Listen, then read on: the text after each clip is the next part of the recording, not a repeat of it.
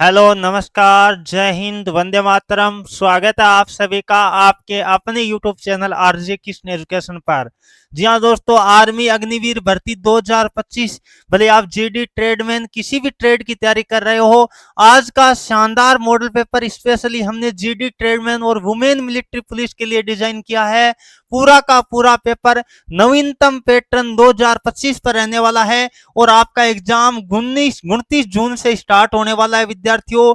तो एकदम पूरे 50 प्रश्नों का हम टेस्ट लेने वाले हैं, जिसमें पूरा ओरिजिनल पेपर का अनुभव आपको आने वाला है। तो सभी विद्यार्थी जल्दी जल्दी हमारे साथ लाइव जुड़ जाइए और कमेंट बॉक्स के अंदर सभी विद्यार्थी जवाब देने की कोशिश करिएगा। सभी को टारगेट रहेगा विद्यार्थियों 40 प्लस करने का।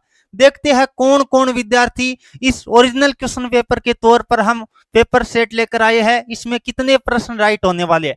अंत में अपना स्कोर कमेंट करके जरूर बताइए। और आपका एग्जाम 29 जून से स्टार्ट होने वाला है, तो ये टेस्ट आपको ईमानदारी से लगाना है। इसमें 15 प्रश्न जीके के होंगे, 15 साइंस के होंगे, 15 मैथ के होंगे और 5 रीजनिंग के होंगे आर्मी के नवीनतम पैटर्न के अकॉर्डिंग। चलिए दोस्तों, बिना देरी किए आज के शानदार जानदार सेशन की हम शुरुआत करेंगे। पहला प्रश्न आपके सामने लेते हैं। जल्दी से सभी विद्यार्थी क्वेश्चन नंबर 1 का जवाब देने की कोशिश करिएगा। भारतीय संविधान में मौलिक कर्तव्य कहां से लिए गए हैं विद्यार्थियों? प्रश्न आपसे पूछा गया है। भारतीय संविधान में 11 मौलिक कर्तव्य है और अनुच्छेद कौन से में विद्यार्थियों? अनुच्छेद की बात करें, कौन से अनुच्छेद में वर्णित है? तो 51A के अंदर है। कौन से अनुच्छेद के अंदर है दोस्तों? 51A के अंदर है। वो किस देश के संविधान से लिए गए दोस्तों? सोवियत संघ रूस से लिए गए। कहां से लिए गए दोस्तों?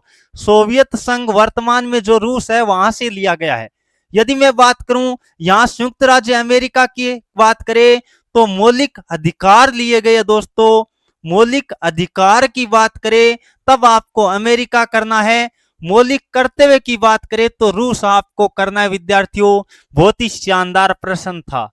चलिए दोस्तों आगे बढ़ते हैं। 2 नंबर प्रश्न आपके सामने आ चुका है।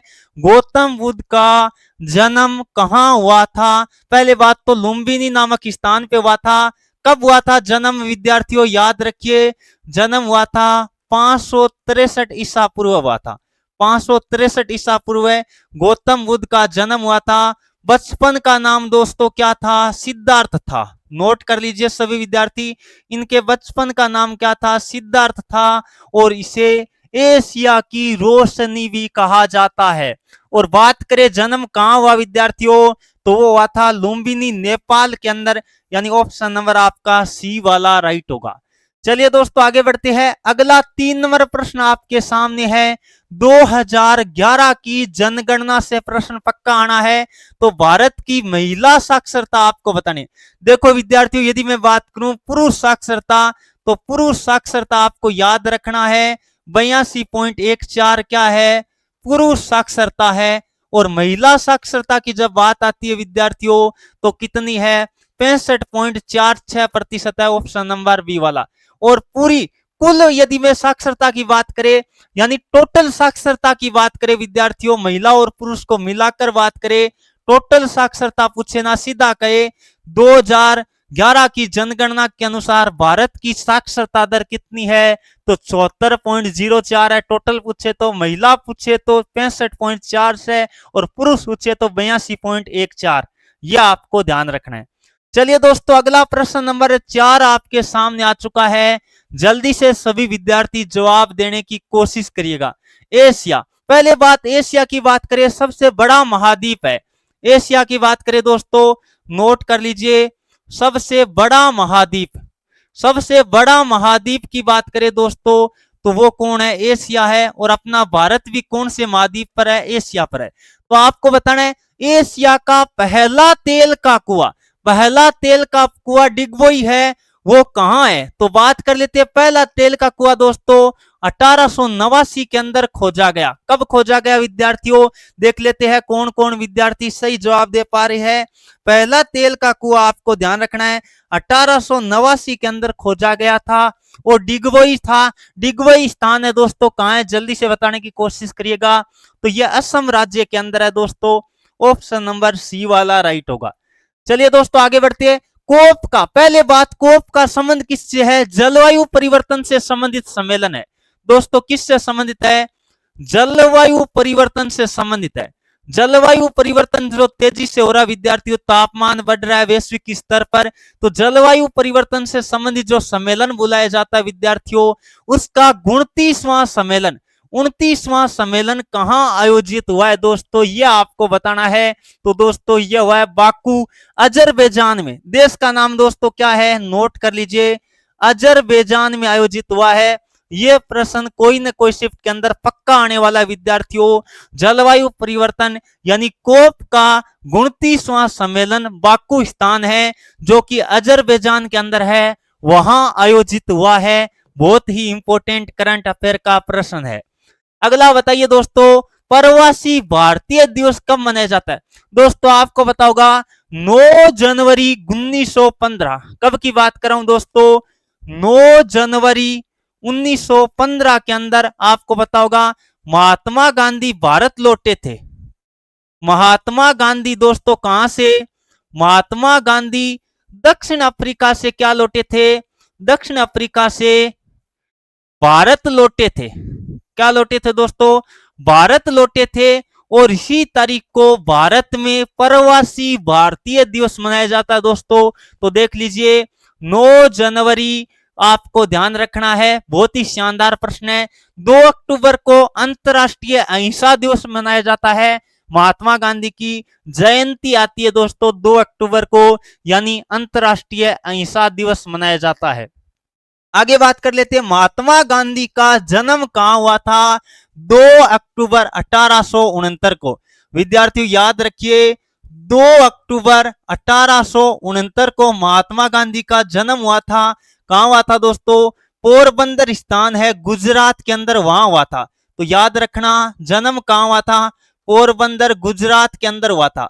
और मृत्यु की बात करें दोस्तों, यह भी नोट कर लीजिए 30 जनवरी 1948 को बिरला भवन नई दिल्ली के अंदर हुई थी। मृत्यु की बात करें दोस्तों, बिरला भवन नई दिल्ली के अंदर क्या हुई थी दोस्तों? बिरला भवन नई दिल्ली के अंदर महात्मा गांधी की मृत्यु हुई थी। 30 जनवरी को भारत में शहीद दिवस मनाया जाता है। तो ये दोनों डाटा आपको याद रख लेना है। आगे 8 नंबर प्रश्न है, वांगला महोत्सव खास तौर से दोस्तों गारो जनजाति द्वारा मनाया जाता है। कौन सी जनजाति द्वारा मनाया जाता है दोस्तों?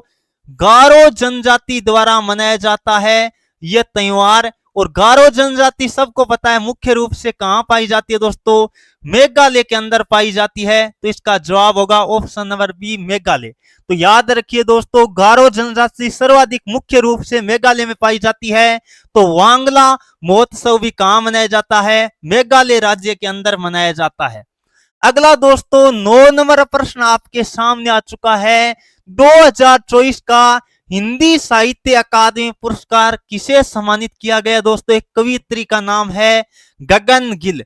गगन गिल की बात करें दोस्तों, ये कवियत्री है, ये आपको नोट कर लेना। ये कवि नहीं है, ये कवियत्री है हिंदी की। किसकी है दोस्तों? इसीलिए इन्हें क्या मिला है? हिंदी साहित्य अकादमी पुरस्कार 2024 से सम्मानित किया गया है। यह भी एक करंट अफेयर का प्रश्न है, आपके पेपर में आने की बहुत ही ज्यादा चांस रहेंगे क्योंकि पिछले साल इस टाइप का प्रश्न आया था। इसीलिए मैंने आपको बताया है यह क्लास एकदम एक्चुअल क्वेश्चन पेपर के तौर पर, ओरिजिनल क्वेश्चन पेपर के तौर पर आपको लेने वाले हैं विद्यार्थियों। और अंत में अपना स्कोर ईमानदारी से कमेंट करके जरूर बताना। अगला है अनफिनिश्ड ए मेमोयर किसकी आत्मकथा है? किसकी आत्मकथा है? यानी कौन से जो अभिनेत्री है उनकी आत्मकथा है दोस्तों? तो याद रखिए प्रियंका चोपड़ा की आत्मकथा है विद्यार्थियों, ये आपको ध्यान रखना है। अब देखो एपीजे अब्दुल कलाम की आत्मकथा याद रखना है wings of fire. Mahatma Gandhi की माई एक्सपेरिमेंट विद ट्रूथ किसकी रचना है? महात्मा गांधी की है। जितने भी महापुरुष हुए दोस्तों उनकी आत्मकथा आपको याद रखना है। प्रमुख क्रिकेटर है ना, उनकी आत्मकथा भी आपको याद रखना है, पेपर के अंदर आ सकता है। अगला बताइए दोस्तों, भारत में कितने व्यक्ति बात कर लेते हैं फील्ड मार्शल? दोस्तों बता देते हैं फील्ड मार्शल कौन कौन बने। एक तो सेम मानेकशॉ बना है। कौन बना है दोस्तों? सेम मानेकशॉ बना है, सबको पता होगा। सेम मानेकशॉ क्या बना है? प्रथम फील्ड मार्शल था। और 2 नंबर पे कौन बना है दोस्तों, के एम करियप्पा बना है। कौन बना है दोस्तों, के एम करियप्पा। तो अब तक भारत में कितने फील्ड मार्शल पद पर सुशोभित होने वाले बात कर लेते हैं। कौन है दोस्तों, 2 व्यक्ति अब तक बने हैं। और याद रखना दोस्तों, फील्ड मार्शल भारतीय थल सेना का सर्वोच्च पद है। नोट कर लीजिए, भारतीय थल सेना का क्या है, थल सेना का सर्वोच्च पद है, सर्वोच्च रैंक है। यह आपको नोट कर लेना है, कई बार पूछा जाता है भारतीय थल सेना का सर्वोच्च रैंक कौन सा है। हालांकि वर्तमान में यह रैंक अभी नहीं है, इसको हटा दिया गया है। 2 ही व्यक्ति बने दोस्तों, सेम मानेकशॉ और के एम परियक्का या के एम करियप्पा। यह आपको ध्यान रखना है विद्यार्थियों, ऑप्शन नंबर ए राइट होगा। जल्दी से प्रश्न नंबर 12 का जवाब सभी विद्यार्थी देने की कोशिश करिए। देखते हैं कौन कौन विद्यार्थी प्रश्न नंबर 12 का सही जवाब देंगे। जल्दी बता दीजिए। 2014 में भारत रत्न किस खिलाड़ी को मिला है। दोस्तों आपको पता होना चाहिए, वो प्रथम खिलाड़ी है जिन्हें भारत रत्न मिला है। पहले बात, भारत रत्न की शुरुआत कब हुई, शुरुआत कब हुई आपको नोट कर लेना है, 1954 में हुई। कब हुई दोस्तों, 1954 में हुई। और प्रथम खिलाड़ी है दोस्तों सचिन तेंदुलकर। भारत रत्न प्राप्त करने वाले कौन है, सचिन तेंदुलकर प्रथम खिलाड़ी है दोस्तों जिनको भारत रत्न मिला है। क्या है, भारत रत्न प्राप्त करता, भारत रत्न प्राप्त करता। यह आपको नोट कर लेना है, प्रथम खिलाड़ी है जिन्हें भारत रत्न मिला है, सचिन तेंदुलकर। यह सभी विद्यार्थियों को नोट कर लेना है। कब मिला, 2014 के अंदर। अगला 13 नंबर प्रश्न आपके सामने है। भारतीय संविधान में बात कर लेते हैं, सरकार के कितने अंग है। अब दोस्तों भारतीय संविधान में सरकार के अंग की जब बात आती है, अंग दोस्तों 3 है। कितने अंग है दोस्तों, याद रखना है 3 है। एक तो देखो विधायिका हो गया, कौन सा हो गया दोस्तों, विधायिका बात कर लेते हैं, विधायिका हो गया। 2 नंबर कार्यपालिका हो गया, 2 नंबर कौन हो गया दोस्तों, कार्यपालिका हो गया। और 3 नंबर बात करें दोस्तों तो न्यायपालिका। कौन दोस्तों, न्यायपालिका। यह आपको नोट कर लेना है। सरकार के 3 अंग हो गए, इन्हीं के आधार पर सरकार चलती है। आपको पता है विधायिका जैसे मान लो लोकसभा राज्यसभा हो जाती है, और कार्यपालिका के अंदर जो कार्य से संबंधित जो संविधान वगैरह बनाया जाता है, अलग अलग तरह से राष्ट्रपति हो गए उनके अंदर आते हैं। न्यायपालिका के अंदर जो हाई कोर्ट सुप्रीम कोर्ट वगैरह आते हैं। तो सरकार के कितने अंग होते हैं, 3 अंग होते हैं। तो आपको केवल इतना पूछा गया था, सरकार के संविधान के अकॉर्डिंग कितने अंग है, 3 अंग है। अगला बता दीजिए 14 नंबर, केंद्रीय मंत्री परिषद संयुक्त रूप से किसके प्रति उत्तरदायी होती है दोस्तों, संयुक्त रूप से लोकसभा के प्रति उत्तरदायी होती है। किसके प्रति दोस्तों, लोकसभा के प्रति। याद रखना लोकसभा है निम्न सदन, निम्न सदन की बात करें दोस्तों तो लोकसभा है, और राज्यसभा की बात करें तो उच्च सदन है। यह भी आपको नोट कर लेना है।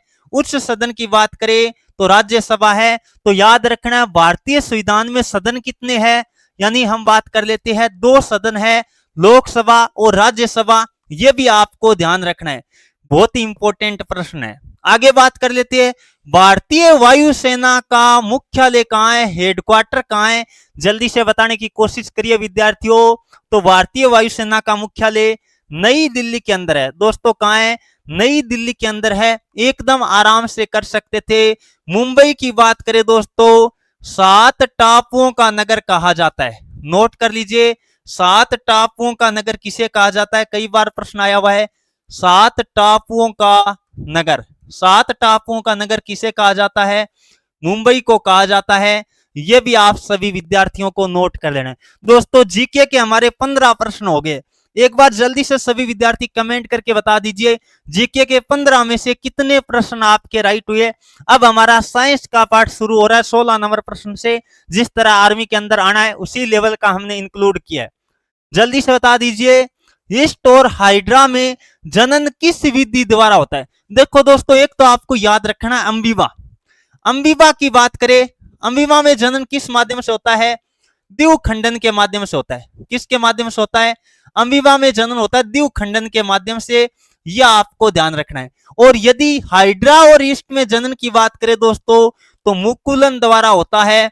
ऑप्शन नंबर कौन सा राइट होगा दोस्तों, बी वाला राइट होगा। चलिए आगे बढ़ते हैं। अगला, बल का सीजीएस पद्धति में मात्रक क्या है? देखो दोस्तों, पहले बात बल का एसआई मात्रक। एसआई मात्रक की बात करें ना विद्यार्थियों, एसआई का मतलब होता है एमकेएस मात्रक। एमकेएस पद्धति में, ऐसे कहे एमकेएस पद्धति में या एसआई मात्रक की बात करें तो न्यूटन होता है। बल का एसआई मात्रक क्या होता है दोस्तों? न्यूटन होता है। लेकिन बल का सीजीएस पद्धति में मात्रक दोस्तों डाइन होता है। क्या होता है? डाइन होता है। ऑप्शन नंबर सी राइट होगा। और याद रखना दोस्तों, 1 न्यूटन बराबर कितना होता है? 1 न्यूटन में कितना डाइन होता है? तो याद रखना 10 की घात 5 डाइन होता है 1 न्यूटन का मतलब। तो यह प्रश्न भी कई बार पेपरों में पूछा गया है, सभी विद्यार्थियों को नोट कर लेना है। चलिए दोस्तों आगे बढ़ते हैं। कास्टिक सोडा का रासायनिक सूत्र क्या होगा? दोस्तों सब बता देते हैं। पहले बात, ये तो नमक का सूत्र है। सोडियम क्लोराइड किसका सूत्र होता है? साधारण नमक का सूत्र होता है, सबको पता होगा।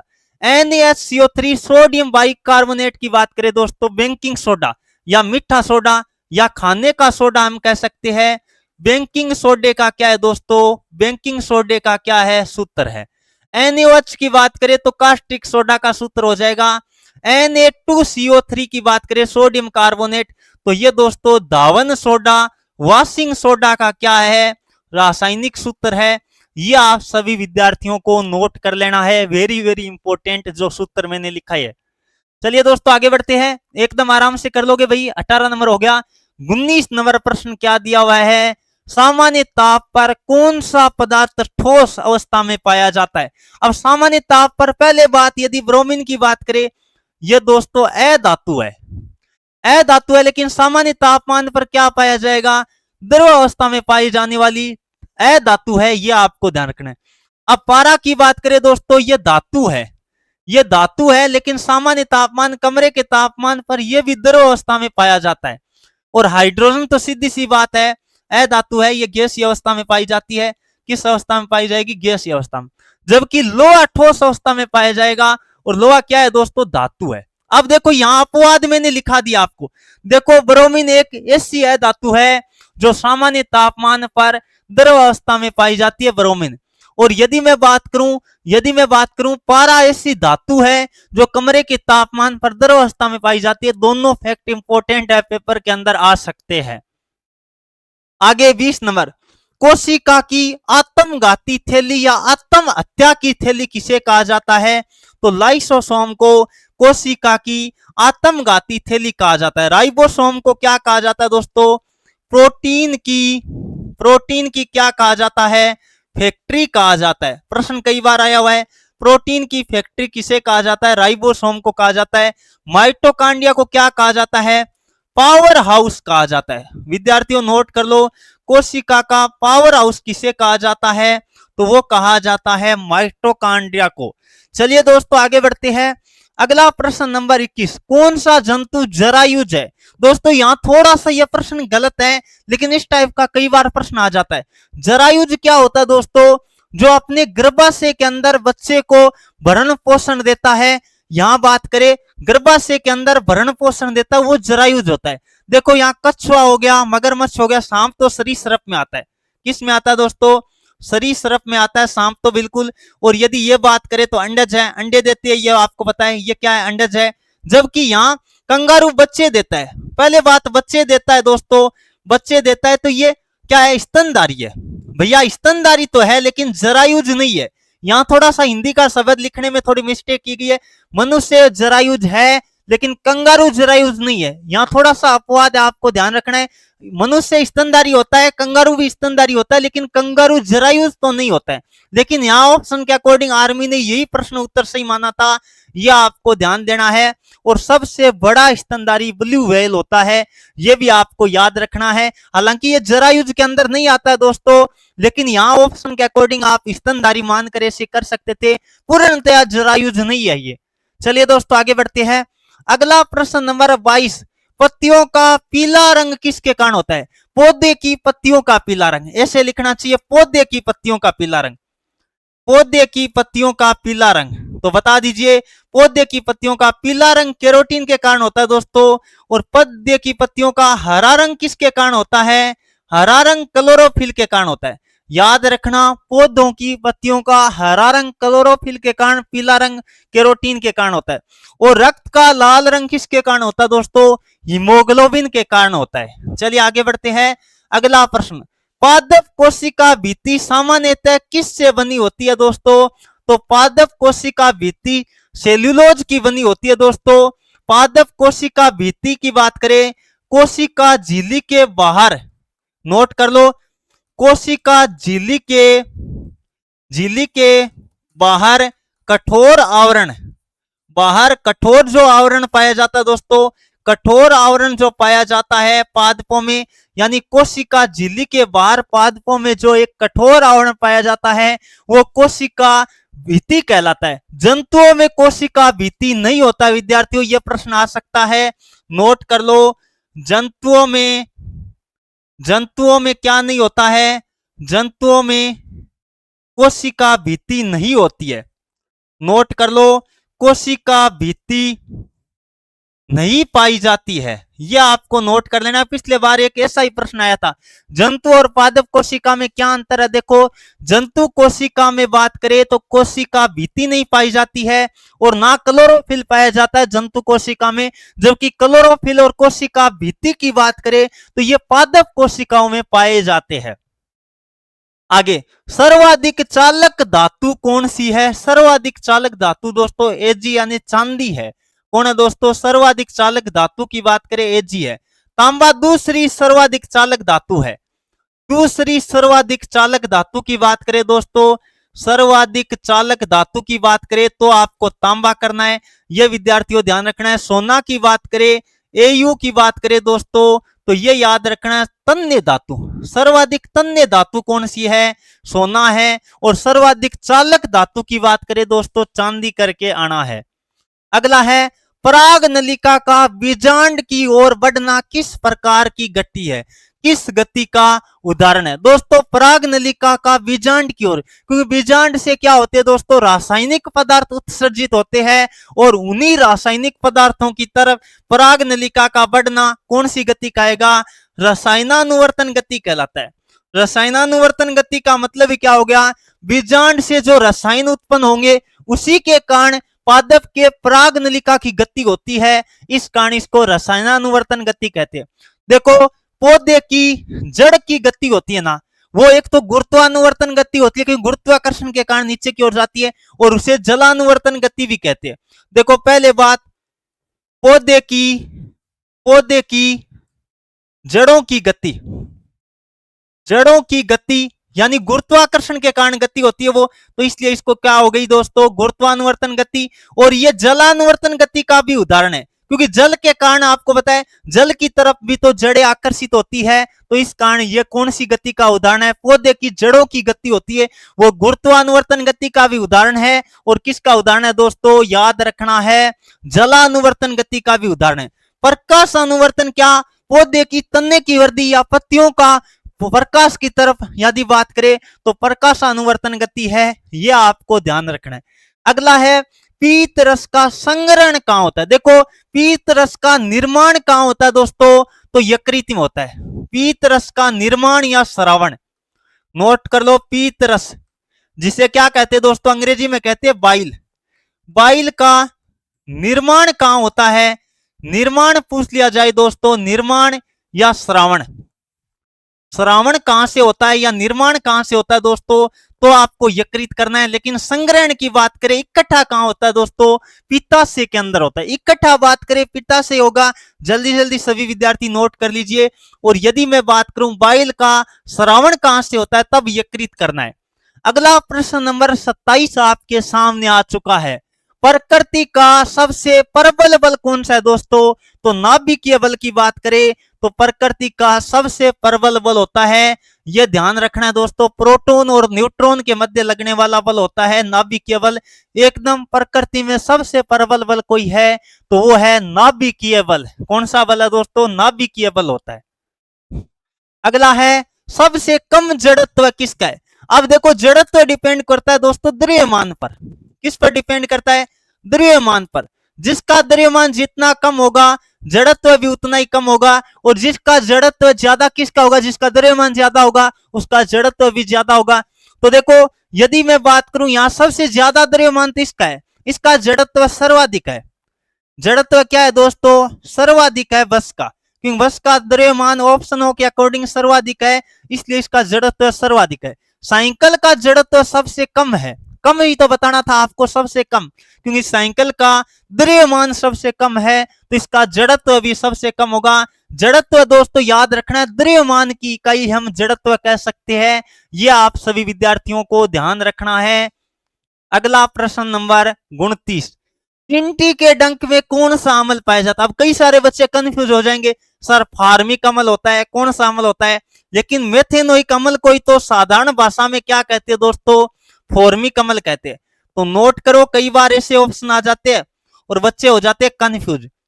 फॉर्मिक अम्ल कह दो या मेथेनोइक अम्ल कह दो, बात एक ही है।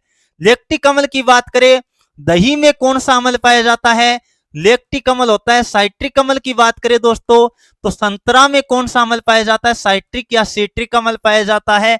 यह सभी विद्यार्थियों को ध्यान रखना है।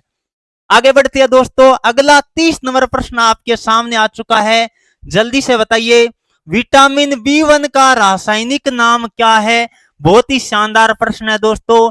विटामिन बी1 का रासायनिक नाम होता है थाइमीन। क्या होता है दोस्तों, बी1 का थाइमीन होता है, यह सभी विद्यार्थियों को ध्यान रखना है। विटामिन ए का रासायनिक नाम रेटिनोल होता है, नोट करो, ए का दोस्तों क्या होता है, रेटिनोल होता है। चलिए सी का लिख लो, सी का एस्कोर्बिक अम्ल होता है। क्या होता है दोस्तों, एस्कोर्बिक अम्ल होता है। यह प्रश्न भी इंपॉर्टेंट है, कई बार पूछा गया विटामिन सी का रासायनिक नाम, तो एस्कोर्बिक अम्ल होता है जो खट्टे फलों में पाया जाता है।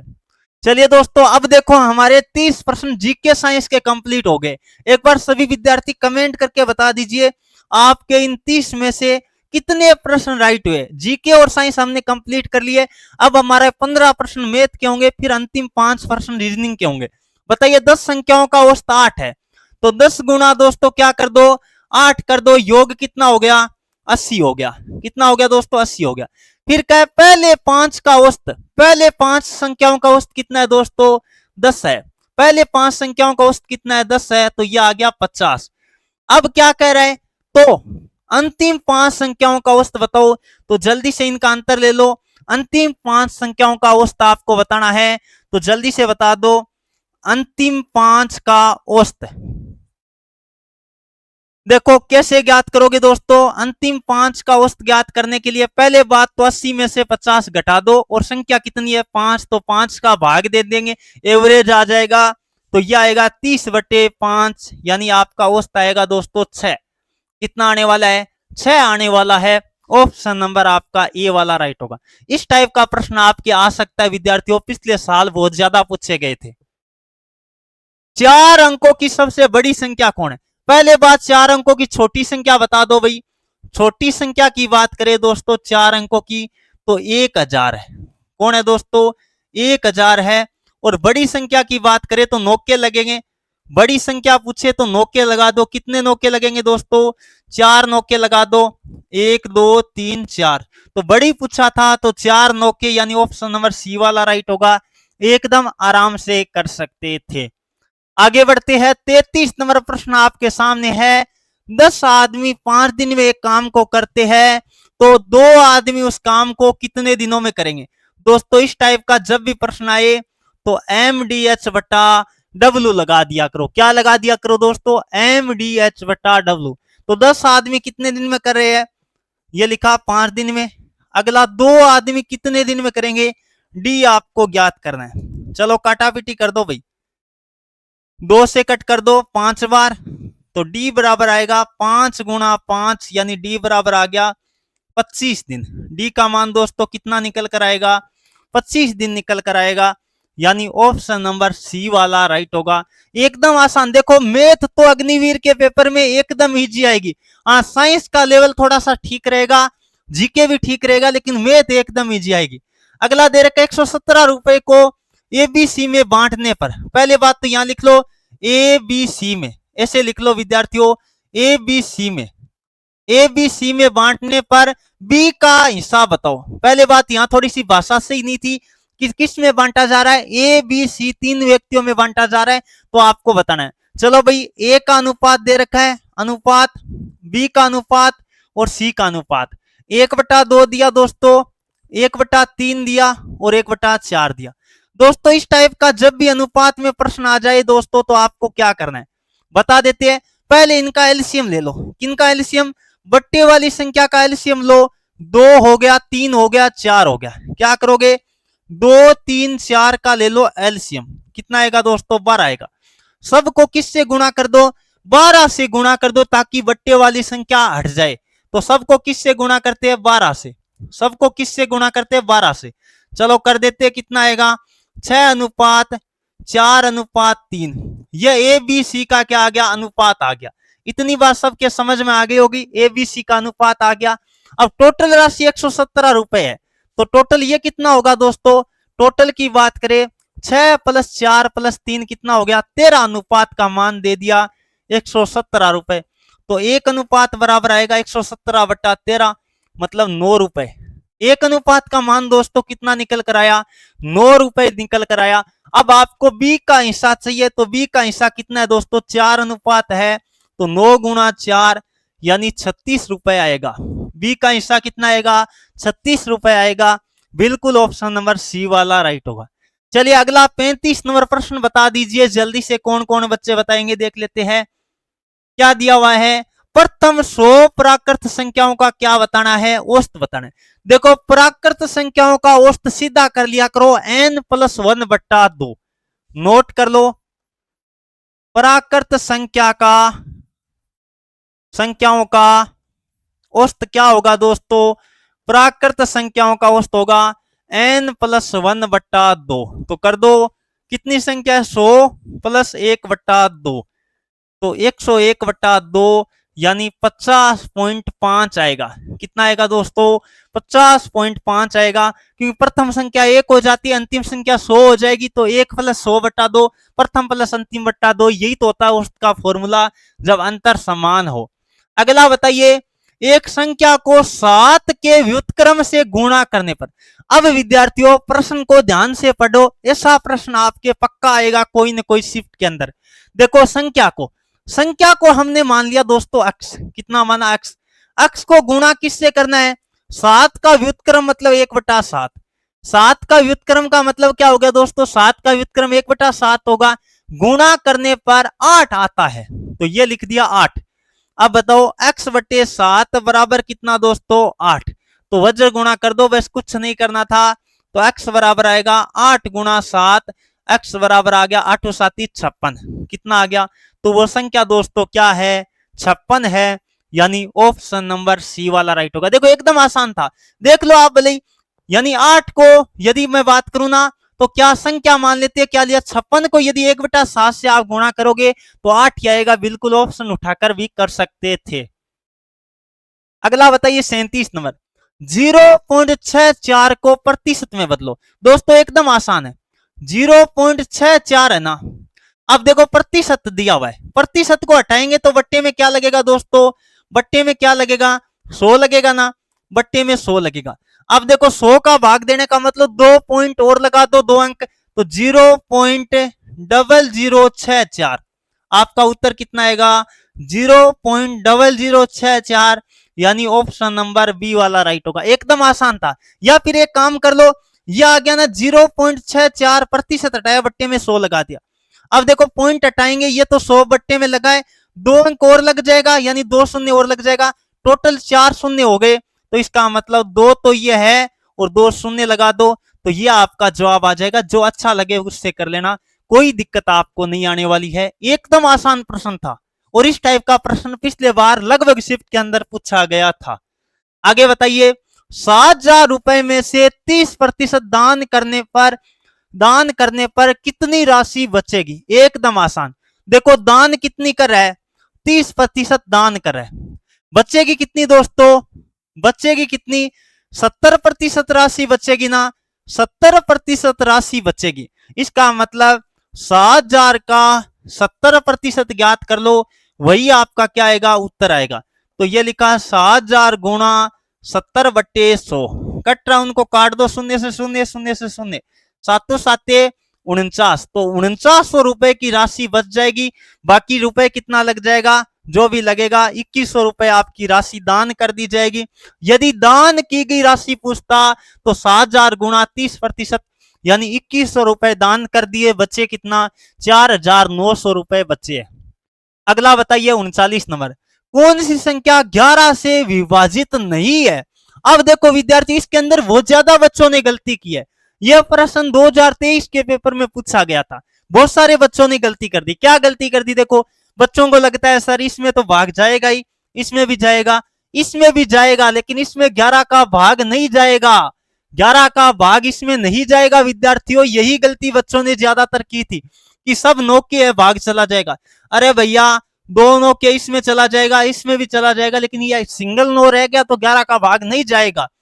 अब देखो इसके अंदर 11 का भाग जाएगा, बिल्कुल इसके अंदर भी जाएगा 11 का भाग, इसके अंदर 11 का भाग देख के देखना। कई बच्चों ने सोचा ये उत्तर होगा, लेकिन इसमें 11 का भाग एक बार देख के देखो, 11 8 88, कितना बचा दोस्तों, 1, 11 एकम 11, कितना बचा, 6 उतारा, 11 छक्के 66, बताओ भाग पूरा पूरा चला गया ना। इसका मतलब ये मत कर देना, कई बच्चों ने ये कर दिया होगा, उन्होंने सोचा कि 9 के लिखे, इसका मतलब तो 11 का जाएगा। बताओ ये गलती किन किन बच्चों ने की, एक बार कमेंट करके बता दो।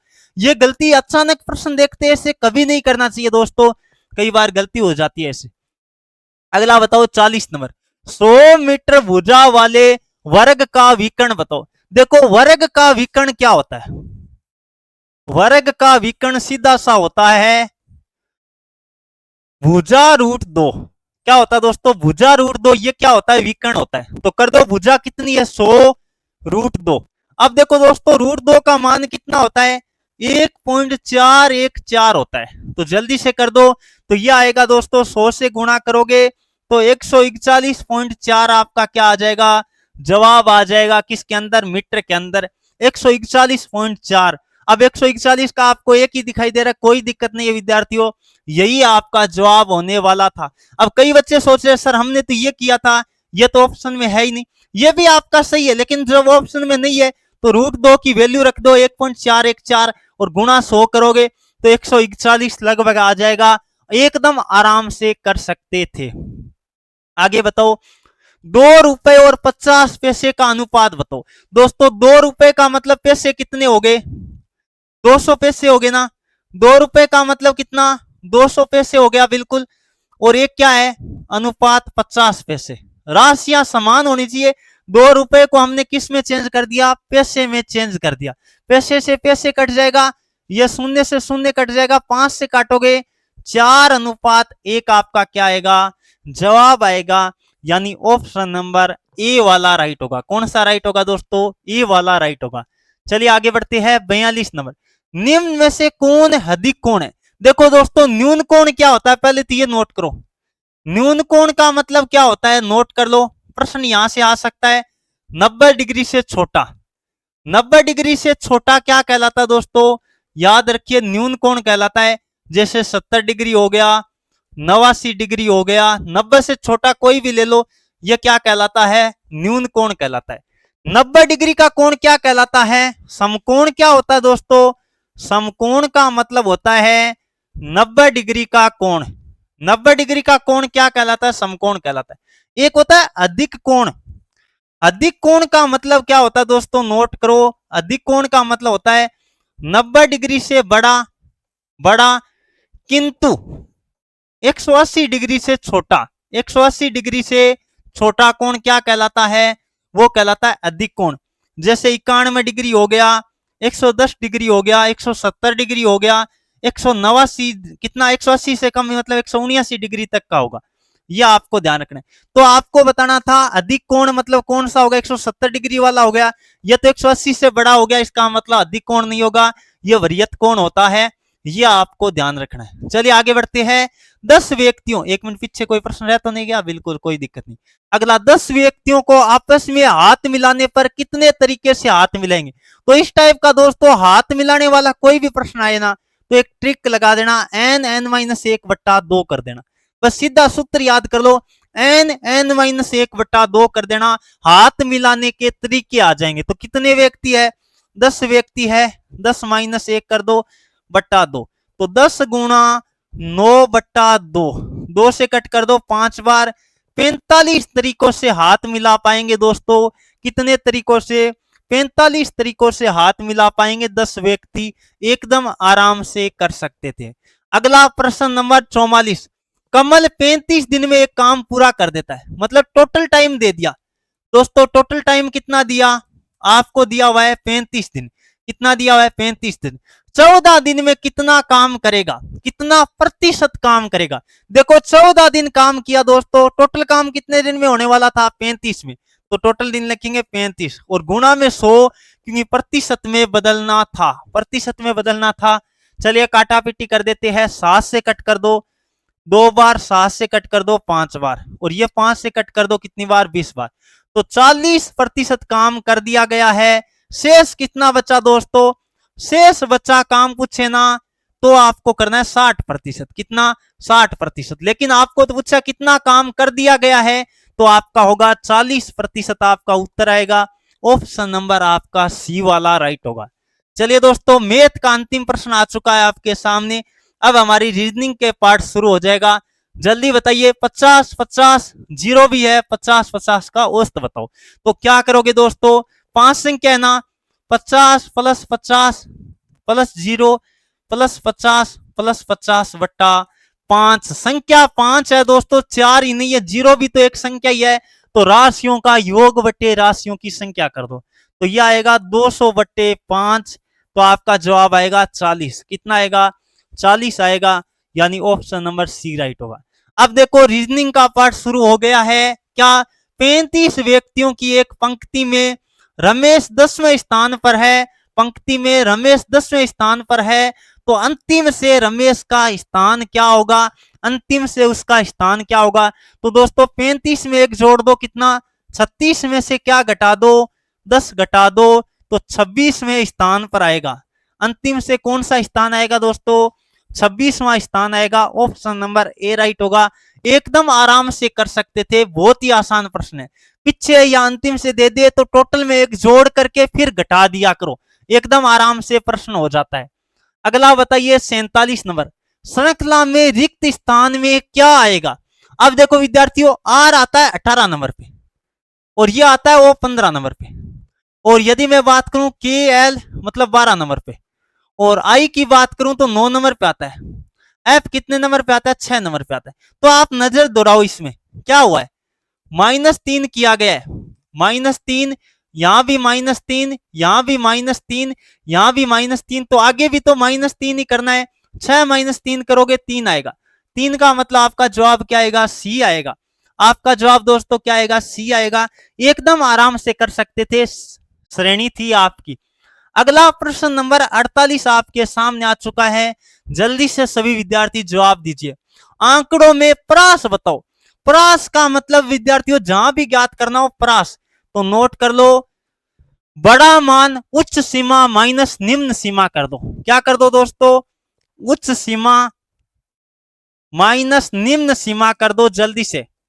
तो उच्च सीमा मतलब बड़ा मान कौन सा है, देख लो जल्दी से, बड़ा 19 है ना, बड़ा 19 है, छोटा मान कितना है 10, तो आपका आ जाएगा 9। प्रास कितना आएगा, कितनी जगह तक ये फैली हुई है, 9 संख्याओं तक फैली हुई है विद्यार्थियों, एकदम आराम से कर सकते थे। अगला बताइए भाई क्या दिया हुआ है, श्रृंखला में क्या बताना है, कौन सा पद गलत है, कौन सा पद गलत है। चलो देखते हैं भाई, आपको थोड़ा सा दिमाग लगाओ। देखो यहां ध्यान दो, क्या किया गया है, 1 बढ़ाया गया, +1 किया गया है। फिर आगे ध्यान दो विद्यार्थियों, +2 बढ़ाया गया, चलो देखते हैं। आगे देखो +3 बढ़ाया गया है, प्लस आगे कितना बढ़ाया गया है, 4 बढ़ाया गया। इसका मतलब ये श्रेणी तो सही चल रही है। आगे बताओ यहां कितना बढ़ाया गया है, +10 बढ़ाया गया है, बिल्कुल +10 बढ़ाया गया है। और आगे देखो +11 बढ़ा दिया दोस्तों, इसका मतलब गलत पद कौन सा हो गया, 55 पद गलत है। यहां क्या आना चाहिए था, 55 की जगह 54 आना चाहिए था, जबकि यहां 55 लिख दिया गया है। इसका मतलब कौन सा पद गलत होगा, 55 वाला पद गलत होगा। अगला प्रश्न नंबर 50, अंतिम प्रश्न आपके सामने है। ये शब्द आपको दिए हुए हैं, शब्दकोश यानी डिक्शनरी क्रम में लिखने पर चौथा स्थान किसका आएगा। अब विद्यार्थियों देखो, एक नंबर पे पहले बात कर लेते हैं, आर है, सबके शुरुआत में क्या है, आर है, इसमें भी आर है, इसमें भी आर है, इसमें भी आर है। अब देखो आगे देखो, यहां ए आ गया, इसका मतलब ये पहले नंबर पे आ जाएगा, पहले नंबर पे आ जाएगा, ए आ गया बिल्कुल। फिर सब में ई है, सब में क्या है दोस्तों, ई इसमें है, आगे देखो ई इसमें है और ई इसमें है। अब देखो आगे देखेंगे, ई के बाद में, ई के बाद में ए आ रहा है, ये 2 नंबर पे आएगा, ये 2 नंबर पे आएगा, ए वाला 2 नंबर पे आ जाएगा। फिर ए के बाद में क्या आएगा देख लो दोस्तों, ए के बाद में डी वाला आएगा ना, डी वाला आएगा, ये 3 नंबर पे आ जाएगा, और अंतिम बच्चा वो 4 नंबर पे आ जाएगा। तो रीनेम वाला कितने नंबर पे आएगा दोस्तों, 4 नंबर पे आएगा। सबका क्रम मैंने आपको बता दिया। अब विद्यार्थियों जल्दी से एक बार कमेंट करके बताइए, आज की इस शानदार जानदार मॉडल पेपर की क्लास में 50 में से आपके कितने प्रश्न राइट हुए। मैंने टारगेट आपको 40 प्लस का दिया था, उम्मीद करता हूं सबने ये प्राप्त कर लिया होगा। जल्दी जल्दी अपना स्कोर कमेंट करके बता दीजिए, और अपना ऐप विद्यार्थियों एडू कृष्णा सभी विद्यार्थी डाउनलोड कर लीजिए, वहां से आप बेहतरीन तैयारी, और हमारे एडू कृष्णा ऐप पर ब्रह्मास्त्र कंटेंट का पोस्टर लॉन्च हो चुका है। एडू कृष्णा ऐप पर जल्द आपको ब्रह्मास्त्र कंटेंट मिल जाएगा। अभी कोई भी विद्यार्थी ब्रह्मास्त्र कंटेंट में एडमिशन लेना चाहे तो ले सकता है। प्रथम 700 विद्यार्थियों को यह मिलने वाला है ब्रह्मास्त्र कंटेंट एडू कृष्णा ऐप पर। जल्दी से आप सभी विद्यार्थी एडू कृष्णा ऐप डाउनलोड कर लो, और ब्रह्मास्त्र कंटेंट के लिए आप रजिस्ट्रेशन करवा सकते हैं। जो कंटेंट इंपॉर्टेंट प्रश्नों की पीडीएफ है वो आपको उसके अंदर मिलने वाली है। प्रीवियस ईयर 70 प्लस पेपर आपको मिलने वाले हैं, और जिन्होंने पूरा हमारा स्पेशल फाउंडेशन बैच कंप्लीट ले रखा है उनको परचेज करने की जरूरत नहीं, उनको वो कोर्स बिल्कुल फ्री मिलेगा। वो विद्यार्थी जिन्होंने ऑलरेडी पेड कोर्स हमारा ले रखा है उन विद्यार्थियों को वो कंटेंट बिल्कुल फ्री मिलने वाला है एडू कृष्णा ऐप पर। तो जल्दी जल्दी सभी विद्यार्थी एडू कृष्णा ऐप डाउनलोड कर लीजिए। हमारे व्हाट्सएप ग्रुप का लिंक भी डिस्क्रिप्शन में है, वो भी ज्वाइन कर लीजिए। और क्लास कैसी लगी एक बार सभी विद्यार्थी कमेंट करके जरूर बताइए। तो आज के लिए बस दोस्तों इतना ही। चैनल को सब्सक्राइब कर लीजिए और बेल आइकन को भी ऑन कर लीजिए। आज के लिए बस इतना। Thank you for watching. जय हिंद, जय भारत, वंदे मातरम, राम राम।